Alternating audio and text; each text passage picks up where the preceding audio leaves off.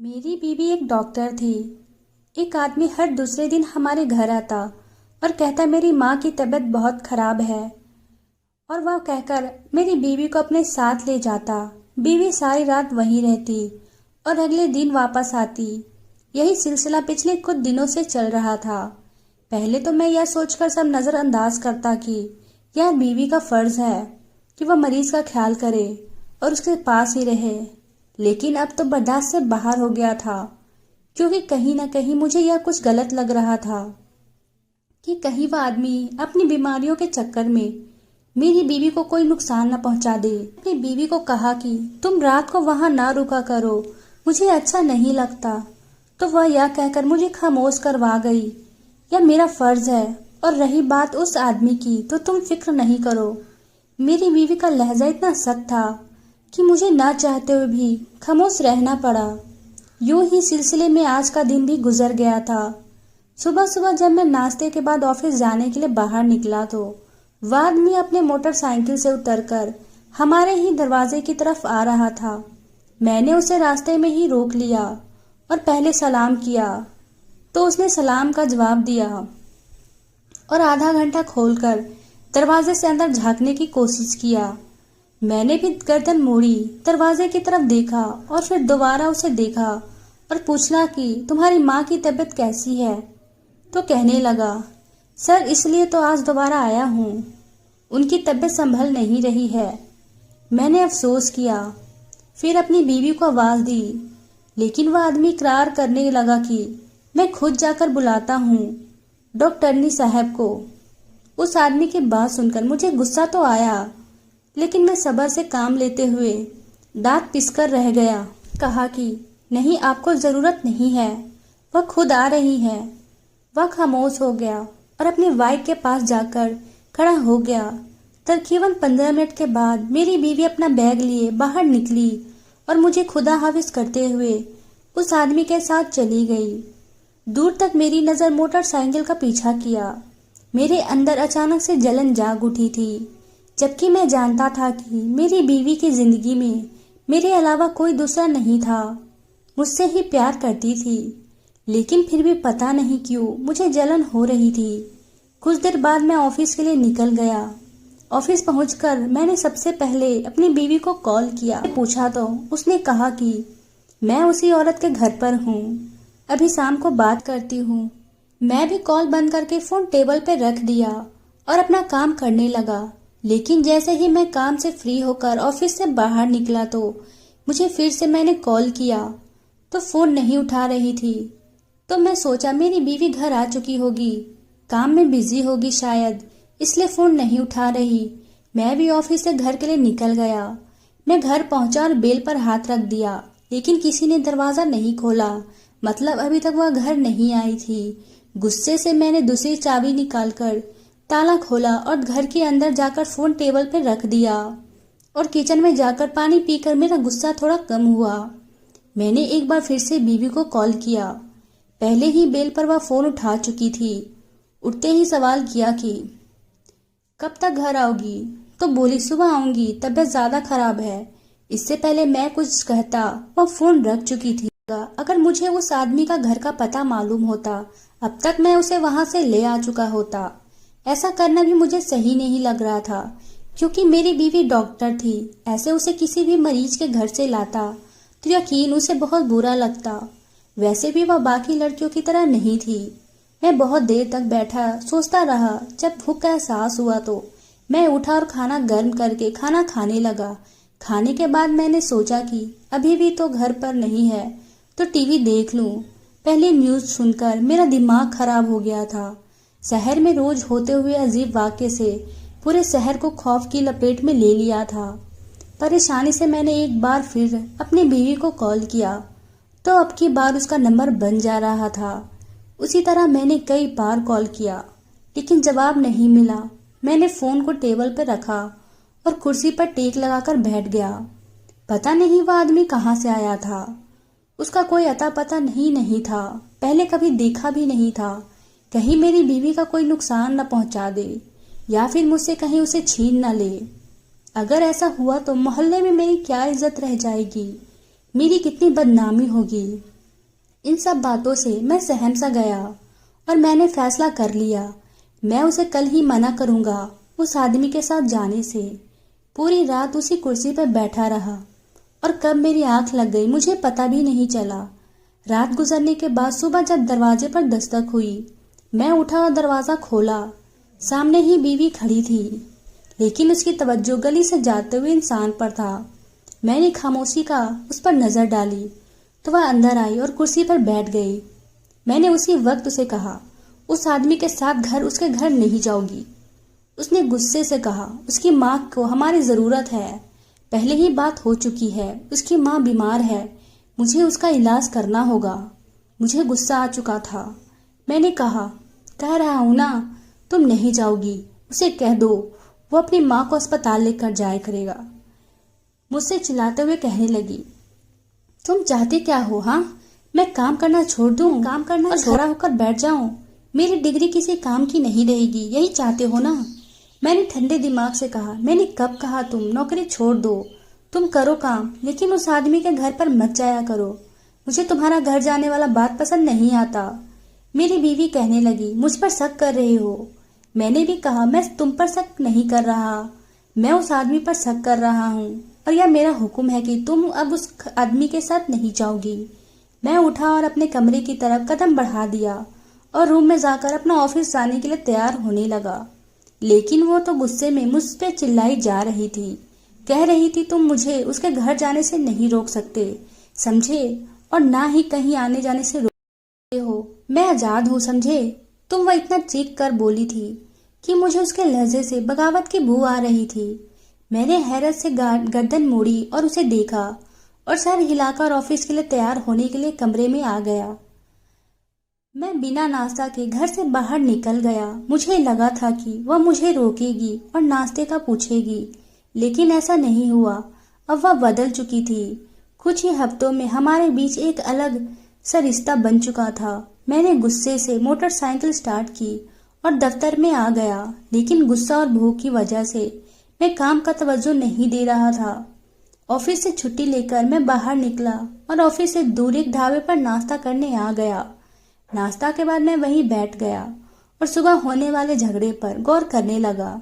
क्या बीवी का उसे आदमी को जाते देखना, उसका उस आदमी का घर जाने के लिए मुझसे झगड़ना, मैं यह सब बातें सोच रहा था, और बगावत की बू का आना, यह सब एक ही दिन में नहीं हुआ था। फिर यह काम कुछ हफ्ता नहीं हो सकता था। लाजमी वह आदमी शादी से पहले भी मिलते रहती होगी, जब भी तो मेरे सामने ऐसी बातें कर रही थी, वरना शुरू में तो तकलीफ और जोश के खौफ भी फैसला कर सर पर चकरा काटता रहता है। एक सोच खत्म हो गई थी तो दूसरी आ रही थी, जिसे मैं महसूस समझ पा रहा था। वह भी उस आदमी के साथ मिली हुई थी। दोनों ही मिलकर मेरी आंखों में धूल झोंक रहे थे। वह आदमी अपनी माँ की बीमारी का फायदा उठाकर उसे अपने साथ ले जाता। खुदा जाने दोनों के दरमियान कैसा ताल्लुक है कि जो वह इतना उछल रही है उसके घर जाने के लिए।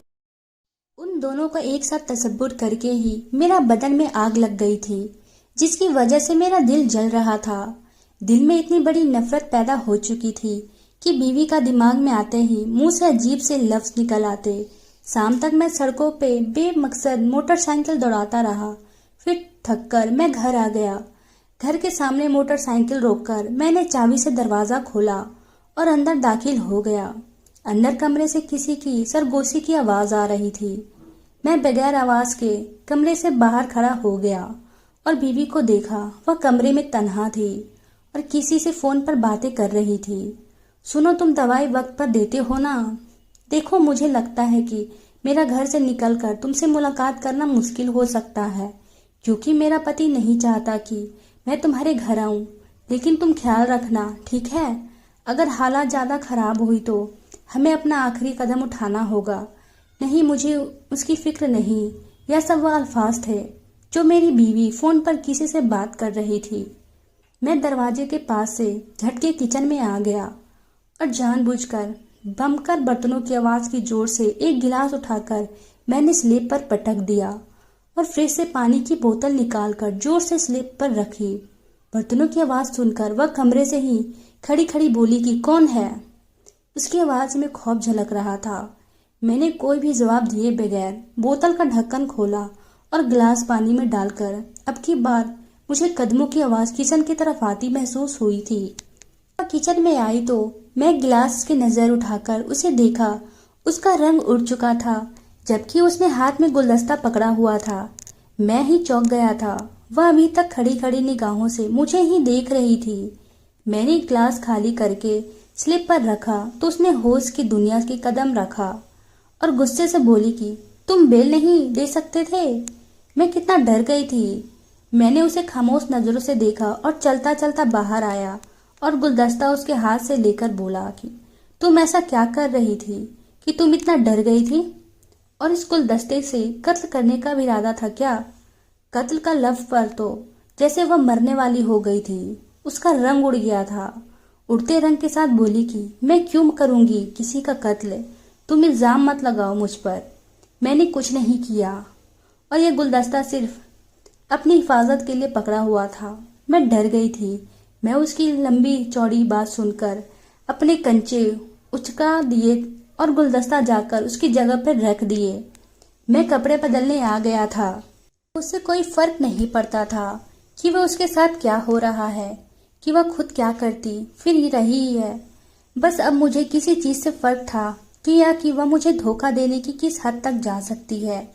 कमरे की छत पर घूमते हुए मैंने बीवी की फोन पर सुनने वाली बातों पर गौर करना चाहा तो मुझसे कुछ समझ नहीं आ रहा था। वह किसी से बात कर रही थी और उसका आखिरी काम क्या था? कहीं वह भागने का इरादा तो नहीं कर रही थी? मैं क्या करूंगा अगर वह घर से भाग गई तो? मैं कहीं मुंह दिखाने के काबिल नहीं रहूंगा। मेरी मोहल्ले में क्या इज्जत रह जाएगी? नहीं, मुझे जल्द कुछ करना होगा।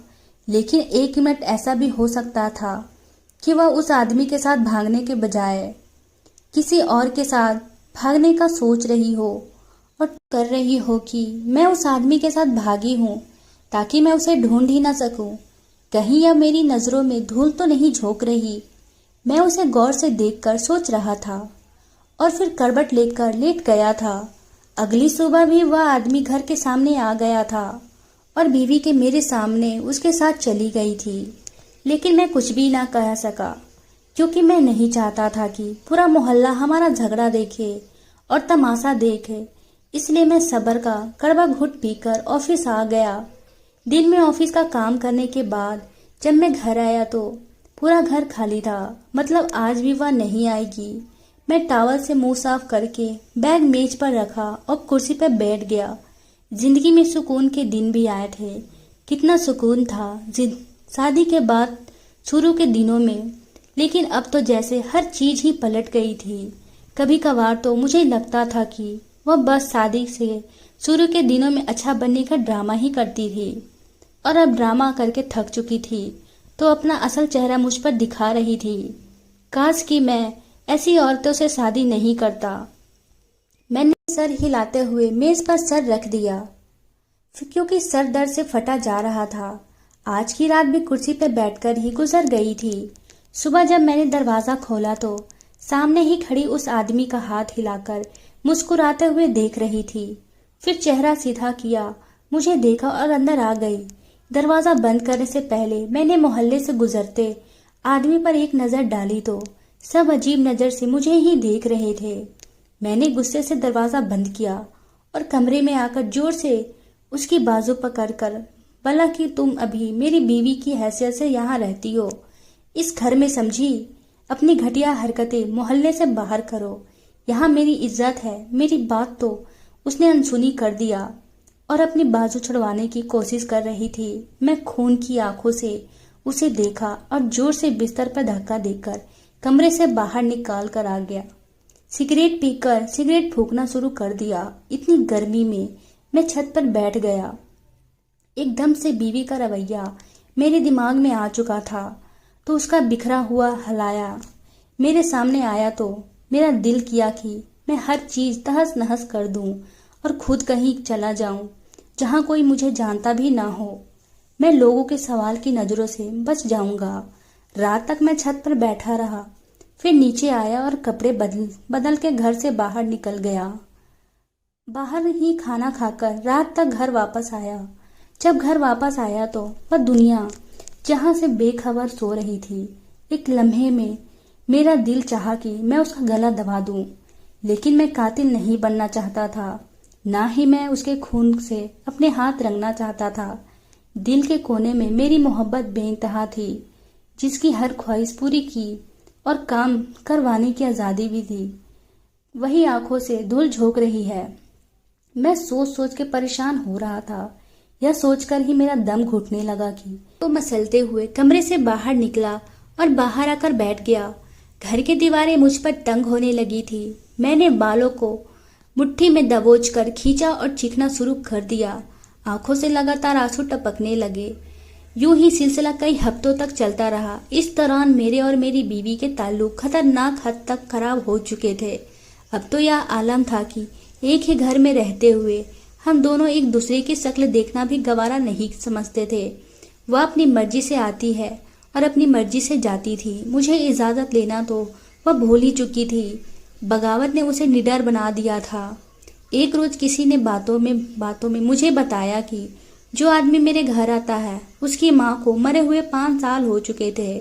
उस आदमी की बात सुनकर तो मैं हैरान में पड़ चुका था और मैं उस आदमी से जरूर काम का कहकर दुकान से बाहर निकालना और घर पर आ गया। मेरी बीवी उस आदमी के घर पर थी। सब जान के मेरा दिमाग खराब हो चुका था। आखिर उस आदमी ने झूठ क्यों बोला कि उसकी माँ की तबीयत खराब है? आखिर उस आदमी के झूठ बोलने का मकसद क्या था? कहीं यह दोनों किसी गलत काम को तो नहीं कर रहे, या फिर वह वाकई में कहीं भागने का तो नहीं सोच रही? बीवी के भागने का सोचकर ही मेरे चेहरे पर पसीने छूटने लगे थे। मैंने मुंह पर आया पसीना साफ किया और मोबाइल जेब से निकालकर मैं बीवी को कॉल किया। उसका नंबर बंद था। गुस्से से मैंने फोन कर दिया और निकलकर गली में आकर बैठ गया। रात भर मैं गली में बैठा रहा। फिर सुबह उठकर मैं घर के अंदर आकर बैठ गया। थोड़ी देर गुजारी थी तो बीवी के घर आ गई और घर के अंदर दाखिल हुई। मैं भी पीछे पीछे कमरे में दाखिल हुआ और उसे देख अपने कपड़े निकाल कर बाथरूम गई और फिर 5 मिनट बाद वापस आई। बाल बनाना लग गई। मैंने उसे देखा और पूछा कि तुम अब कहाँ जा रही हो? तो वह बोली कि उस आदमी की माँ की तबीयत खराब है, बस उसी सिलसिले में वापस जा रही हूँ। ठीक है। बीवी की बातें ने मुझे शक में डाल दिया था। उसकी हालात देखकर मुझे यही लगता था कि शायद वह भागने की तैयारी कर रही है। एकदम से मुझे मेरे इधर उधर खतरे की घंटी बजने सुनाई दे दी थी। जब वह घर से बाहर निकाल कर थोड़ा दूर चली गई तो मैं भी उसके पीछे ही अपनी मोटरसाइकिल लेकर निकल आया। दोनों मोटरसाइकिल आगे पीछे एक ही साइड में चल रही थी। थोड़ी सफर के बाद जब आगे वाली मोटरसाइकिल रुकी तो मैंने भी अपनी मोटरसाइकिल थोड़ी देर खड़ी की और ऊंचे से मकान को जाकर देखा और फिर बीवी को देखा और दोनों अंदर दाखिल हो रहे थे। मैं भी उनके पीछे पीछे मकान में दाखिल हुआ और उसी कमरे में आ गया जहां वे दोनों गए थे। सामने ही बिस्तर पर एक वजूद बेसुध पड़ा हुआ था और मेरी बीवी उसे इंजेक्शन लगा रही थी। फिर वह दोनों खड़े हुए और कमरे के दूसरे कोने में खड़े होकर बातें कर, तुमने उसे इंजेक्शन लगा दिया है ना? तुम्हें क्या लगता है कि वह या मर जाएगी? इसे मैं कब से झेल रहा हूँ। उस आदमी के अल्फाज सुनकर मेरे होश उड़ गए। वह मेरी बीवी को बाजी क्यों कह रहा था? हाँ हाँ, मर जाएगी। वैसे भी जो उसे दिया है उसने अपना असर शुरू कर दिया है। अब वह 3 दिन में मर जाएगी और फिर उसकी सारी जायदाद तुम्हारे और तुम्हारे हिस्से में आ जाएगी। बाजी, तुम फिक्र ही नहीं करो, मैं तुम्हें भी बराबर का हिस्सा दूंगा। इसमें पहले यह बात मेरे हाथ से निकल कर जाती। मैंने फौरन पुलिस को कॉल की। थोड़ी देर में पुलिस भी आ चुकी थी। पुलिस कमरे में दाखिल हुई थी। मेरी बीवी और आदमी का रंग उड़ गया था। मैं आगे बढ़ा और उस आदमी को जोर से थप्पड़ मारा और उसका गिरेबान पकड़ लिया। जल्दी से बताओ कि तुम दोनों क्या कर रहे हो, वरना मैं तुम्हारा हसर बहुत ही बुरा कर दूंगा। एक थप्पड़ से ही वह आदमी तोते की तरह सच सच बोलना शुरू कर दिया था। यह मेरी बहन है। मुझे कुछ साल पहले घर वालों ने मेरी लालची तबीयत की वजह से घर से निकाल दी थी और आपकी शादी पर किसी ने मेरा जिक्र तक नहीं किया, क्योंकि मैं उनके लिए इतना अहम था ही नहीं। घर से निकलने के बाद मैंने उस लड़की को अपनी मोहब्बत के झूठे जाल में फंसाया, क्योंकि मैं नौकरी नहीं करता था, इसलिए खाने के लाले पड़ गए थे। तब मैंने उसे शादी की। एक रोज मैं आपको और बाजी को बाजार में देखा था। फिर मैं एक दिन बाजी के अस्पताल गया और बाजी से मदद का कहा। बाजी को शुरू से ही मुझसे बहुत मोहब्बत थी, इसलिए फौरन मान गई और मदद करना शुरू कर दी। इसलिए मैं बाजी को रोज ले जाता था। बीवी और उसके भाई ने अपना जुर्म कबूल कर लिया, इसलिए पुलिस ने उन्हें अदालत में पेश किया और उन्हें उम्र कैद की सजा सुनाई गई। जिस लड़के को मेरी बीवी ने जहर दिया था उसे हमने बचा तो लिया था, लेकिन जहर ने उसे लड़की के गुर्दों पर असर किया था, जिसकी वजह से उसे अक्सर सांस लेने में परेशानी हो रही थी। बीवी और उसका भाई जेल में उसने बकाई की सजा काट रहे थे। वह एक लड़की जिसने मोहब्बत की इतनी बड़ी सजा पाई और अपने वजूद के एक अहम हिस्से को खो दिया था, और एक मैं जिसने अपनी बीवी से धोखा खाया था। लेकिन वक्त का काम है गुजर जाना। कभी कभार यह वक्त भी जोखिम के साथ गुजर जाता है। नॉर्मल होने के बाद मैं भी 1 साल के बाद शादी कर ली और मैं अपनी जिंदगी में बहुत खुश हूँ। मेरी भी वफादार है और नेक है, खास तौर पर बच्चों की तबीयत पर बहुत तवज्जो रहती है, इसलिए बच्चों को लेकर मैं भी बहुत बेफिक्र रहता हूँ। लेकिन कहीं ना कहीं मुझे इस वाक्य से यह जरूर सीखा है कि लालच का अंजाम बहुत बुरा होता है। क्या मैंने पुलिस को बुलाकर ठीक किया था, या मुझे बीवी और उसके भाई को उसकी गलती सुधारने का एक मौका देना चाहिए था? बीवी के घर वाले ने जिस तरह से अपने बेटे को घर से निकाल दिया था, क्या वो ठीक था? उनको प्यार से उसे समझाना चाहिए था। क्या लालच इंसान को इतना अंधा कर देता है कि इंसान अच्छे और बुरे की तमीज भूल जाता है? तो दोस्तों, आपको ये कहानी कैसी लगी? हमारी कहानी आपको पसंद आई हो तो चैनल को सब्सक्राइब, लाइक, कमेंट करना ना भूलें। धन्यवाद दोस्तों।